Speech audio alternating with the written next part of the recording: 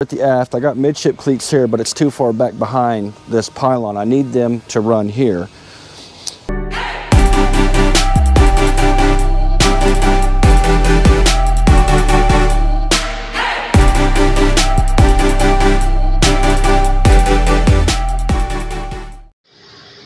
Let's install midship cleats today, the kind that go on the track, not putting holes in the boat.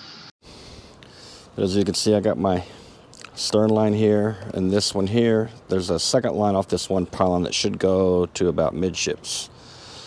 I think I'm going to install a cleat about right behind where that roller is for my jib sheet. But I've got the spring line running all the way to the bow along with the bow lines.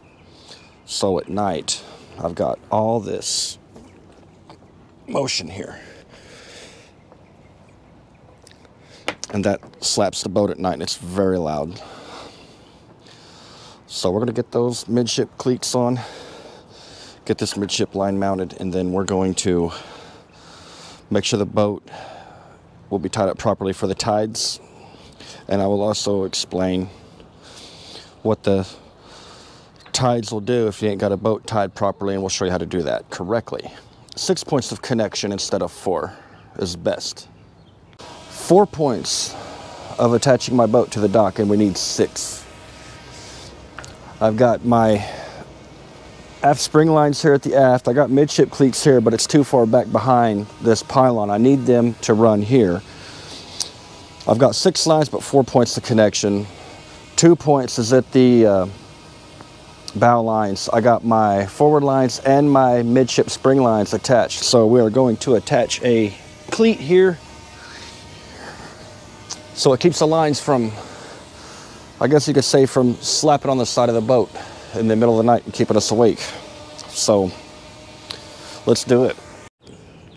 So what we're going to do is we're going to start, instead of going down at the end and sliding all the way up, I just need to slide back to about this point right here. So I'm going to get my handy tool out, and we're going to get this cleat installed very quickly. The best tools in the world right here, I think. I've used them for many things, and I can't get the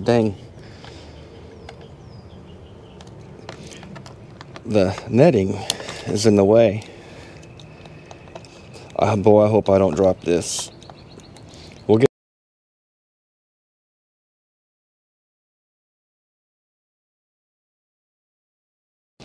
this thing will handle more stress and tension than the cleats that are bolted to the deck will handle. And that's the same with these cleats here. So since it's going to be pulling, I'm going to put this on this way. About right there looks good enough for me. So we're going to slide this back on.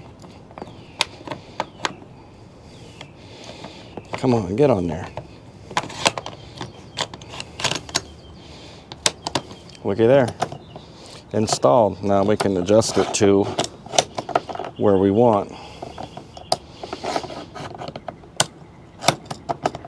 That'll work for me. That's simple. So we're going to put our cap back on. Just like so.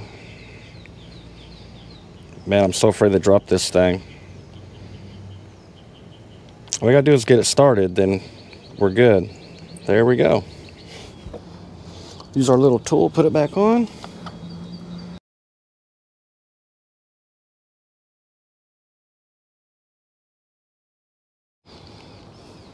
Now, as you can see, that line there is supposed to go here, not to the bow. So let's get the port side done, and we'll get these lines adjusted.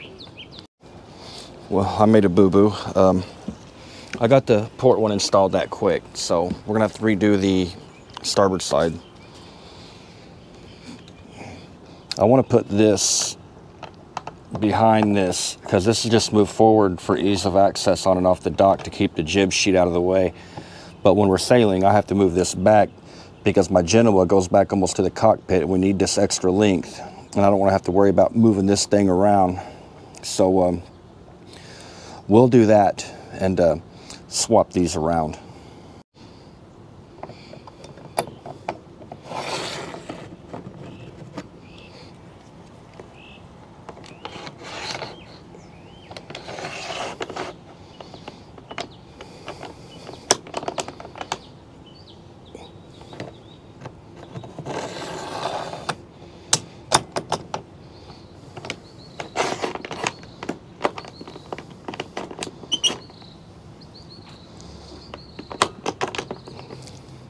There we go.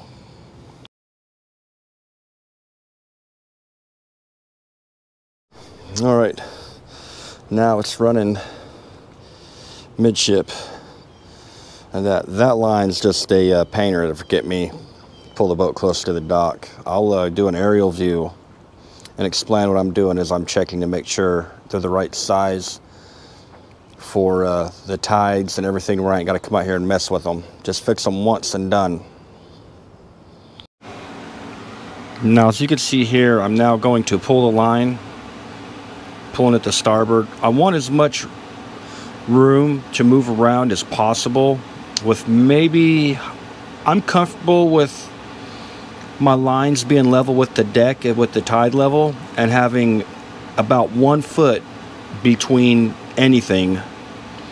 So therefore, as the tide goes up or down, or we get storm surge, that space just gets greater and greater.